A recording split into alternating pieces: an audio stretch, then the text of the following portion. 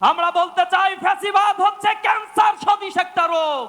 এই রোগ যাকে পেয়ে বসে প্রথমে সে বুঝতে পারে না, যখন লাস্ট স্টেজে পৌঁছে যায় তখন তার আর কিছু করার থাকে না, কেমোথেরাপি দিয়েও তাকে কেউ বাঁচাতে পারে না।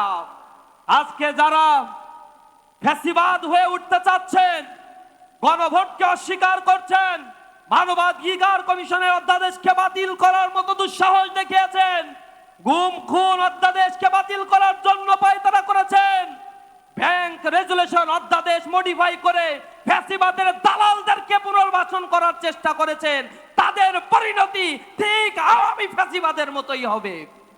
আজ জুলাই যোদ্ধাদেরকে আক্রান্ত করা হচ্ছে।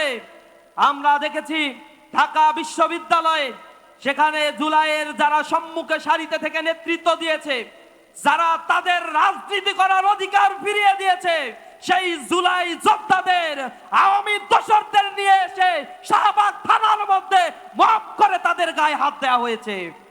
প্রতিটি শিক্ষাঙ্গনকে তারা উত্তপ্ত করে তুলছে। চিটাগাং সিটি কলেজে আমাদের জুলাই যোদ্ধা ভাইদের উপরে আঘাত করা হয়েছে, পায়ের উপরে আঘাত করে তাদের পা দ্বিখণ্ডিত করার মতো দুঃসাহস তারা দেখিয়েছে। আমরা ধৈর্য ধারণ করছি। আমরা বলতে চাই, আপনারা যে মসনদে বসে আছেন, এটা শহীদের রক্তে গড়া মসনদ। এই মসনদের সঠিক ব্যবহার না করলে তা ভেঙে তছনছ হয়ে যাবে। অনতি বিলম্বে আপনার পেটুয়া বাহিনী, সন্ত্রাসী ছাত্র দলকে নিয়ন্ত্রণ করুন। ছাত্র দল এখন আর ছাত্র সংগঠন নেই, মেয়াদ উত্তীর্ণ কমিটি আর 10-20 বছর ধরে কমিটি না হওয়া আদু ভাইদের দিয়ে ক্যাম্পাস পরিচালনা করছেন। ক্যাম্পাসকে আপনারা রক্তাক্ত করে তুলছেন। আপনারা হয়ে গিয়েছেন এখন ক্রিস কোদাল চাপাতি বাহিনীতে পরিণত হয়েছে। এই ছাত্র সংগঠনকে কাজে লাগিয়ে পুরো বাংলাদেশকে উত্তপ্ত করার চেষ্টা করেছিল ছাত্রলীগ। তৎকালীন সময়ের ফ্যাসিবাদের একজন মন্ত্রী বলেছিল, ছাত্রলীগ রাস্তায় নামলে নাকি কেউ জায়গা পাবে না থাকার। ঠিকই তারা বাংলাদেশ থেকে বিতাড়িত হয়েছে।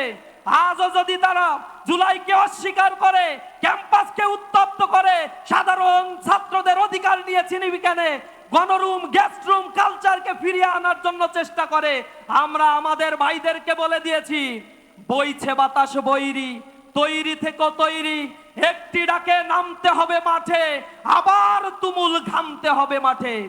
শত্রু আজবন্য, সুযোগ খুঁজে হন্য, খামছে ধরে কখনো সবুজ লাল, দূর আকাশে উঠছে শকুন পাল, খামছে ধরে কখন সবুজ লাল।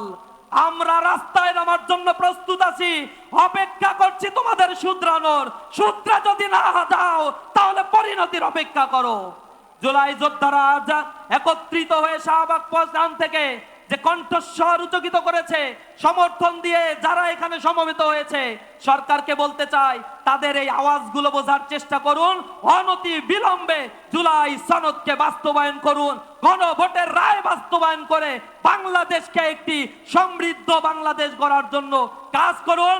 সরকারি দল বিরোধী দল মিলে কাঁধে কাঁধ মিলিয়ে কাজ করলে আমরা ছাত্র জনতা আপনাদের সহযোগিতা করব সোনার বাংলাদেশ গড়ে তোলার জন্য।